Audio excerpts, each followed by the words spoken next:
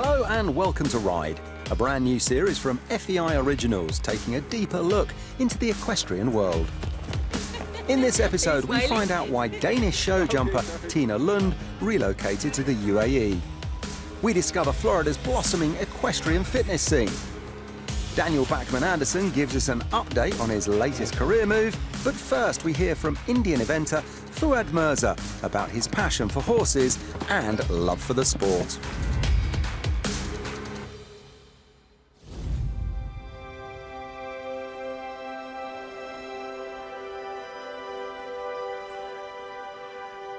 For me, it's a way of life. I really enjoy what I do. It's very rewarding to work with horses.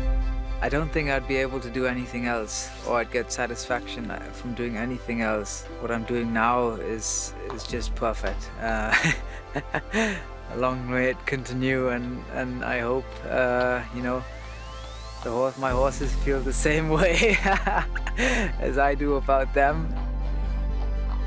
I think it's safe to say that I come from a fairly horse-orientated background. My father's a vet.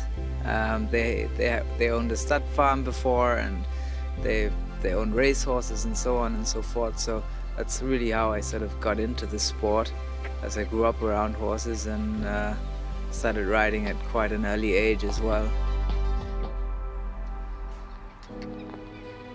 For Fuad Merza, a career with horses seemed inevitable, but he took the less trodden route for Indian equestrians by pursuing the discipline of eventing. Following the 2014 Asian Games, he relocated to Europe to further his development. The main reason was that Europe is the hub for the sport. The best riders are based here, you get the best horses here, the best competitions, facilities, and so on and so forth. So it's really the place to be if you wanted to excel in the sport. Having said that, I could have still gone to the Asian Games competing out of India, but I think if you wanna beat the best and you wanna figure among the best, you got to put yourself amongst them, and then you know where you stand, and then you know what you need to work on, and so on and so forth. The move paid off. In 2018, Fuad had huge success at the Asian Games and has since become an ambassador for the sport, receiving the Arjuna Award from the Indian government for his achievements. We were able to win 2 silver medals at the Asian Games in eventing, one individual and a team silver medal, and that's really boosted people's confidence to pursue the sport back at home. We're still at the grassroots, and I think people still need to know more about the sport before they can really support me like they support their cricket.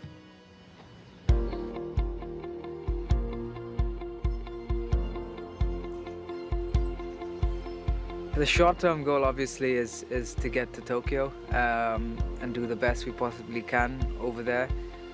We're still a way away, but we'll definitely get there. And after that, I'd like to compete at the highest level in the sport and do the best I can and see where I can get to, at what heights I can reach, and definitely I have the work ethic, I have the right backing, I've got an amazing sponsor, and I have some amazing horses right now, so fingers crossed everything goes according to plan. The horses I have now that really stand out is obviously Senor Medicott. He's a horse that always puts a smile on my face. Unfortunately this year he sustained an injury last year, and we're still in the road to recovery from that injury, and he's back in work now, and obviously with the whole COVID situation, it's been really beneficial for him to have the extra year to heal and recover.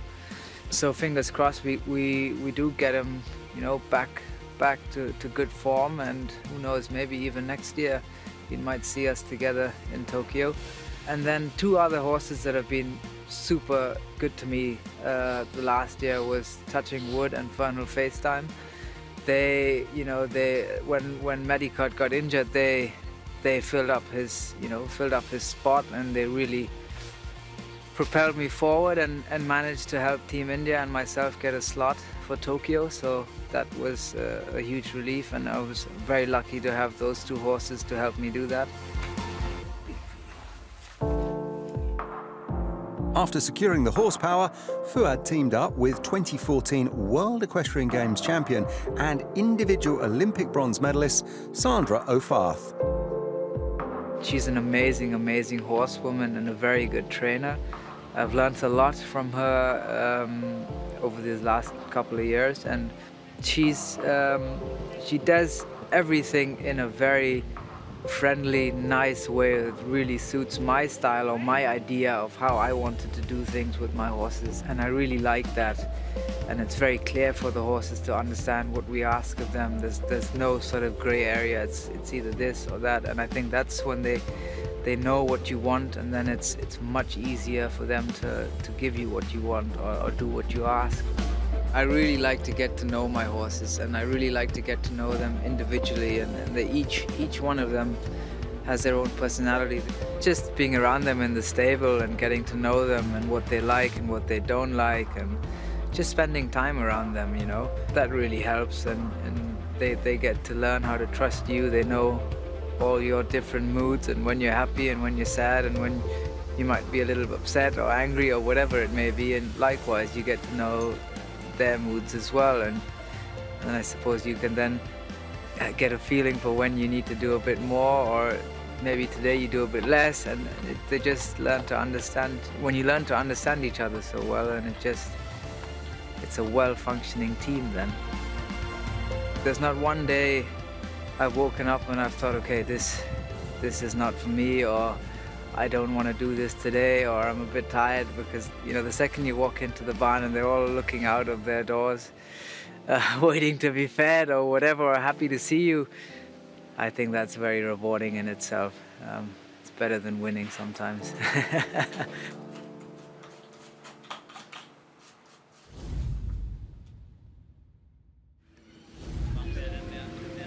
For Tina Lund, travel has been an integral part in both her career and family life. The Danish show jumper's story began in Texas in the early 1980s, when her father, the Danish international footballer Flemming Lund, took a gamble and signed with Dallas Tornado of the North American Soccer League.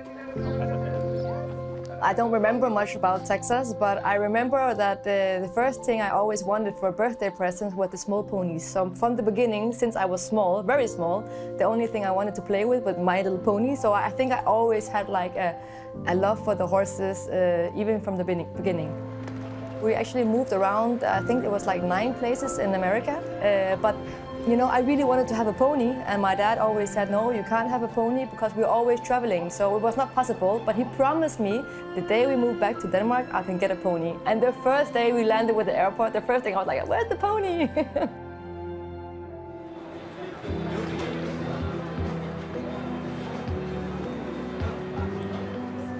It was not about the sport when I started, it was just getting a pony and starting to ride. But then because I had my dad, which was a soccer player at that time, he understood the sport, that there was like an angle to this, we can do something together. For him, he said it's very important, you know, traveling the world together, we could do that with the horses. So he's actually the one who I think started to pushing me a little bit to compete, and then I just loved it. And we did it as a family. He knew how to teach me how to think, you know, in the situation when you get nervous. He always said, you know, if it was raining, people would say, oh no, it's raining, we can't ride. He always told me, when it's raining, you're the best. It's good when it's raining, because then you're better than the other. He always made me think, you know, positive. So I think he was I know he's a big part of who I became in the sport. The positive attitude installed in a young Tina Lund resulted in her becoming the youngest Danish champion at just 11 years of age. To date, a world record. She's gone on to amass a total of 19 national titles. And when she was 21, she became the first rider in history to win the Nordic, Danish Championship and European Young Rider Championship in the same year. In 2009, Tina met Danish international and former Premier League star Allan Nielsen. Having dealt with pressures of performance and fame during his spells at Tottenham, Wolves and Watford, Allan now provides support towards a new winning team. He played at some big clubs, which is really nice because we understand each other, like with sport. that you can't say no. You know, if you have to go train, it's every day. It's not 5 times a week. And he understands that, you know, if you do something with sport, you do it 100%. He's also a coach, a mental coach, and which helped me a lot. I mean, I haven't met a person in my life that is so positive. So even if I feel sad with some competitions or my result, he's always getting a good way to make me feel happy and get positive again. So he's really been great for my life.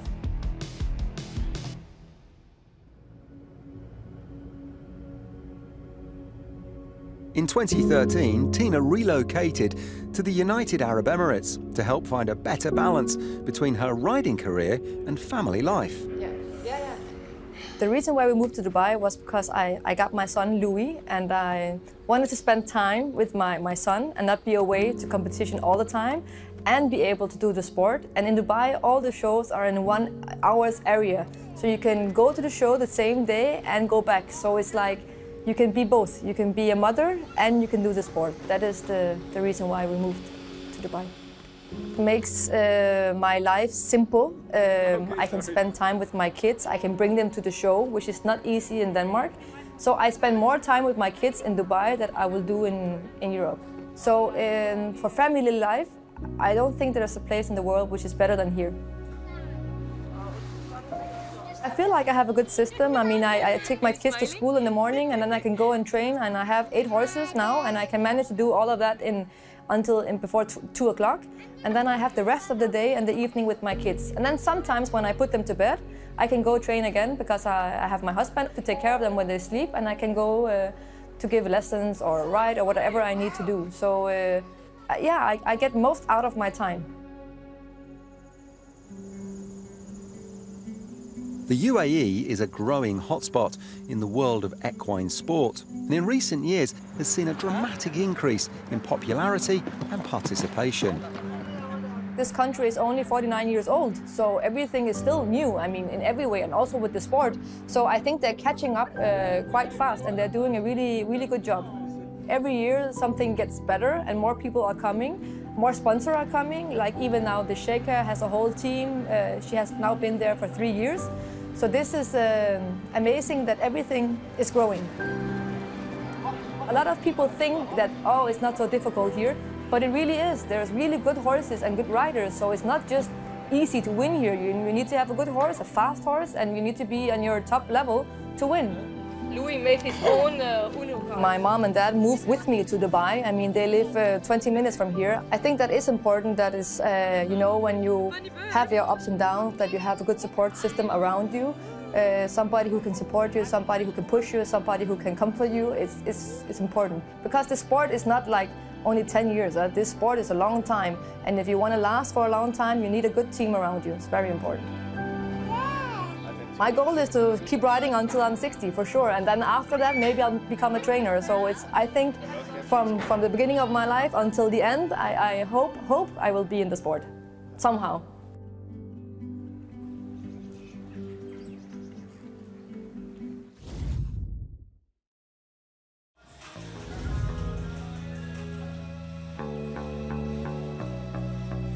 Based in Wellington, Florida, is Limitless Performance.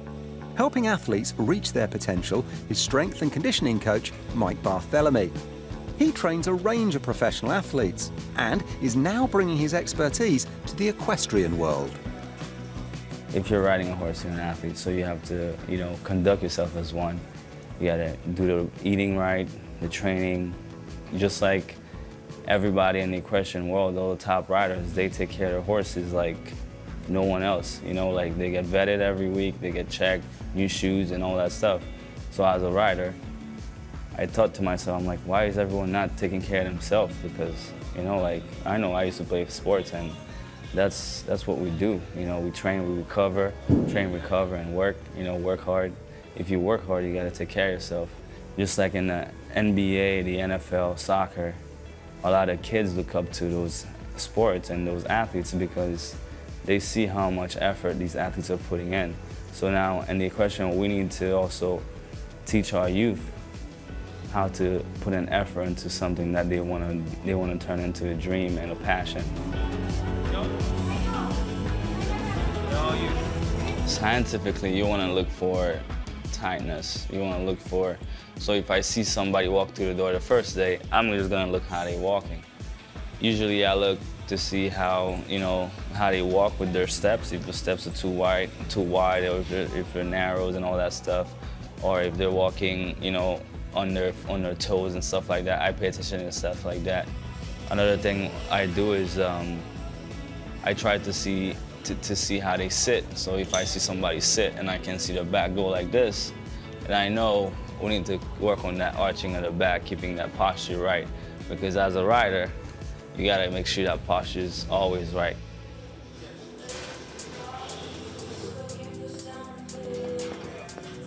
Alongside developing the equestrian community, Mike trains players from the National Football League during their off-season workouts. You know, he trains people who ride horses, and it's a different workout than what I'm doing. And basically, they do a lot of legs and stuff like that, and I do a lot of upper body with legs. And so, to me, I think it would be hard for me to do what they do, just knowing how much legs and core they do. They have to work on in order to stay on top of a horse. I love it being here. I know he's going to work me to my limit. Just being around him, he's a great person. He's willing to make me hurt to a certain extent where, you know, I want to give up, but I know he's not going to let me do that because his job is to make me look weak in here. So when I'm on the field, you know, I'm at my best. There's a reverse effect with the NFL athletes wanting to be involved more with the horses, wanting to be involved more with the equestrian. Like, prime example, Crevin LeBlanc, he plays with the Eagles. He loves horses, you know. He likes to be around. He likes to be around, you know, all the riders when they're here training, and maybe do certain exercise with them and train with them because it's fun. And if we go to the horse show, he goes pet the horses. You can see horses brings good energy. So we have people with good energy, and you have good chemistry around. It's all one. One thing we have in common, I would say, is just the competitive edge. You know what I'm saying? That's a competitive sport, and football, obviously, you know, is a competitive sport. I'm meeting great guys that GG, allowed us to meet, like you yourself, Robert, guys like that, and just being around those guys is a great honor. And just being in this world along with just horse riding and just learning about horses, even though, like, I always wanted to get into it and I never really had a chance to just fully get into it because of my career. But now, you know, just being around these guys is giving me that extra oomph to going on ahead and look more into it and become an actual horse owner one day. One of the equestrians benefiting from working with Mike is Mexican show jumper Eugenio Garza Perez.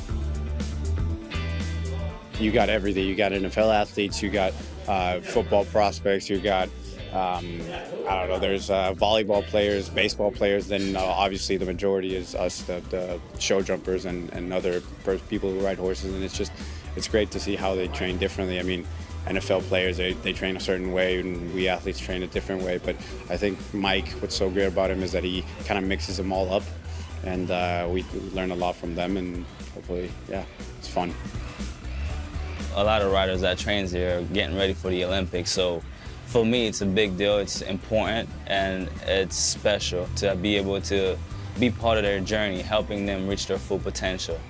And I plan on being there with Eugenio as well, because he wants me to be there with him, so we'll probably be getting him fit and keeping him strong and all the recovery work and a little bit of exercises while he's there to make sure he's ready to go mentally, physically, and yeah, spiritually too.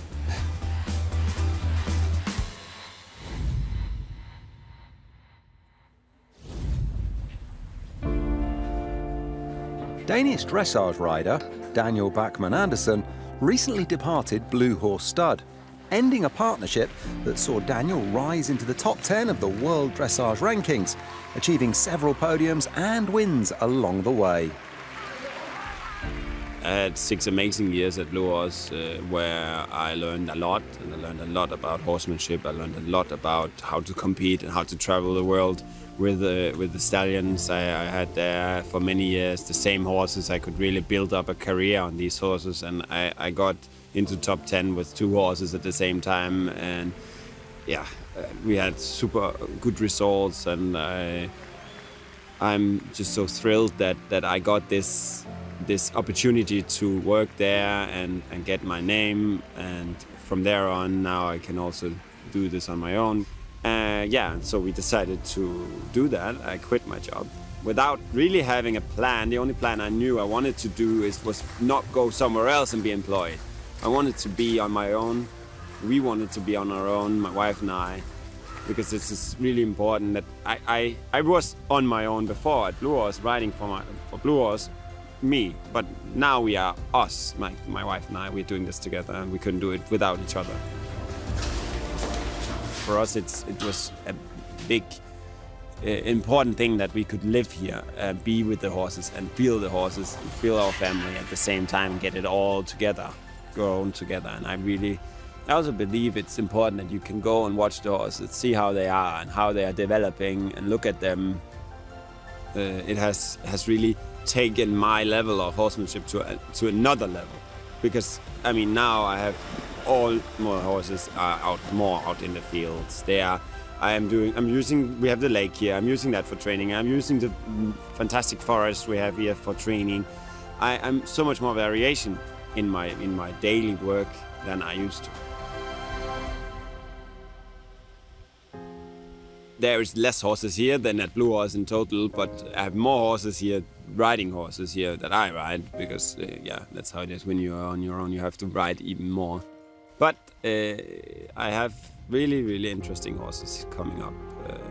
Several 8-year-olds that are ready for the big tours, but I keep them a little bit slow. I have a 10-year-old, he's gonna do his debut soon, and I have really good 6-year-olds. I have a row of 6-year-olds. I think I have 4 6-year-old horses that are really fun, all different, and some are, one is really doing tempo changes already, one is just still struggling getting one change, and that's how it is. And I kind of just take them how they are. I mean, if one is taking longer, okay, it takes longer, that's how it is. I'm still hungry to go up there, and I will be back at the top again, but it's not like everything. It's not everything. Family is important for me, the horses are important for me, the whole setup is important for me, that I feel like when I'm ready, and then I'm gonna come, and I won't try to force that. Daniel's support network has been crucial since starting this new venture. A team around me is everything. I mean, without the right team around you, I'm nothing, really nothing. So obviously I have my wife, she's helping me so much in this, and we help each other. I help her riding, she helps me riding. Yeah, she's everything. And we've done this together, and we are in it together, so we back each other up all the time. And obviously this is also making her come along and be able to also compete again. And obviously I have my grooms, and I have my head groom Lars. And without Lars, it would also be difficult to get this rolling. He has worked together with me for 1 year now, and that's very special to have people around you that actually really support you in every situation, even when it gets like hard and it gets cold. And that's where you really can feel how people are behind you and doing everything for you, and then it's really important and something I value a lot. It's not only his horses that Daniel is passionate about, he's also committed to developing the next generation of riders. I love teaching people, and that was something I didn't do so much before, but I love to give also, and I feel like I get something back also. What I really like most is when people want to learn and want to get better. It doesn't matter what level they are on, but they just want to get better and listen, and want to listen and try to do whatever it takes to get better. The combination between teaching and riding is something that I value a lot. Jeg kan ikke se forskel på det du gør nu og når hoppen er stærk. I really enjoy to see the development from where you have one student go from this point to this point. It's such a fantastic journey. It's the same with a horse. When you I ride one horse, and I go from one spot to another spot. and this journey there is really something I enjoy, and it's hard to explain, but this journey is something that matters a lot to me. Join us again soon to discover more amazing stories from the equestrian world.